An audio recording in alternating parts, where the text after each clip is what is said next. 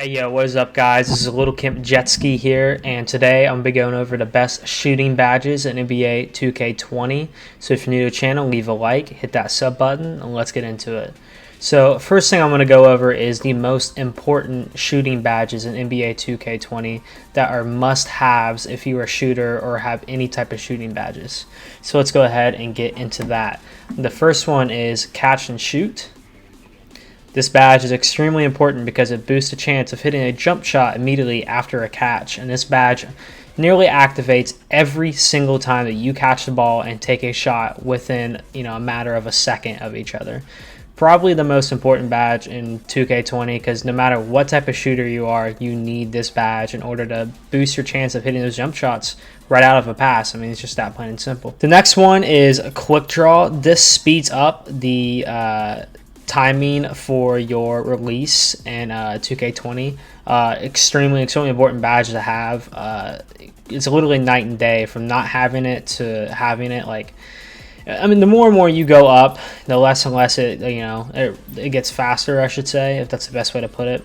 So from like bronze to Hall of Fame, not a crazy amount of difference, but still enough difference to where it matters, in my opinion.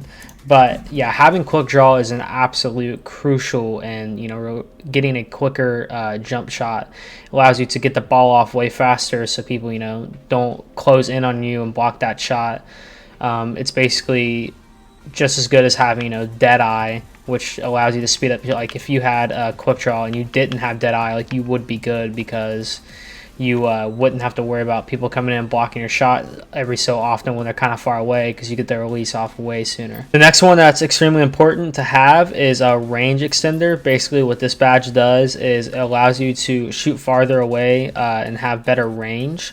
So this is another one of those perks. Like the more and more, well, with this perk, it's like if you have silver, you can go somewhat behind the three-point line, but if you have Hall of Fame, and shit, I make shots that are almost nearly half court sometimes just because of my range extender is so far away. And honestly, this badge activates when I'm shooting fucking mid-range shots for some reason. I'm not entirely sure what the what the theory is behind that, but yeah, this goes off no matter what. If I hit a shot, it's 9 times out of 10 going off. It's another really important badge to have. I know I say important a lot, but like, come on, like these fucking badges are important. That's what you're here for, to figure out which ones you need, which one you don't need. So yeah, these next two I'm about to show off they're very important to have, but like they're not as crucial as Catch and Shoot, Quick Draw, and Range Extender, but they're also extremely beneficial. Like I would put them up there with almost needed if you can get them, but if you can't get these badges, then like Catch and Shoot and Quick Draw and Range Extender.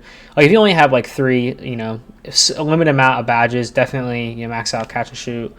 Those 3 badges that I was talking about, but these next 2 badges are almost just as important. So Green Machine. Every time you green a shot, you have to green 2 shots in a row, if not mistaken. And once you green 2 shots in a row, it basically adds a bonus. What that bonus does, it gives you a bigger window of where you can green in. And the more and more you keep on greening, the bigger and bigger window that gets until you miss. From the sounds of it, it sounds like it's a fucking amazing badge. And it is, because, if I hit 2 greens in a row, I will not fucking miss the next 4 shots or 3, 4, 5 shots. Like I will just be fucking going off if I get this badge activated and going. This is a great badge to have. Hot Zone Hunter is the other badge I was going to be talking about that is pretty crucial. Hot Zone Hunter, what it does, it basically, the more and more times you take a shot in a certain area, you make it creates a hot zone. And once you're in your hot zone and you're in a hot zone, you take a shot in your favorite spot that's considered a hot zone, it gives you a boost, and it gives you a way better shot of making that shot. So especially if you've played a lot of like my career and like a lot of games in the park and you take a lot of shots in certain areas, like if you get a hot or a hot zone going and you have this badge, like you're probably not going to miss from that spot very too often. So this is also a great badge.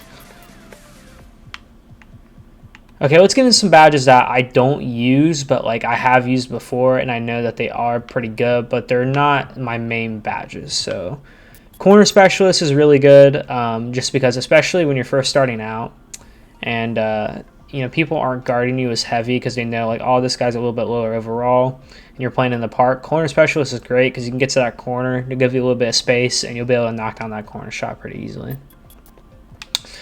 Deadeye is something that is also very important. I should honestly be rocking this badge and like my most necessary badges, just because what it does is it closes out a defender that is closing in on you to try to block your shot.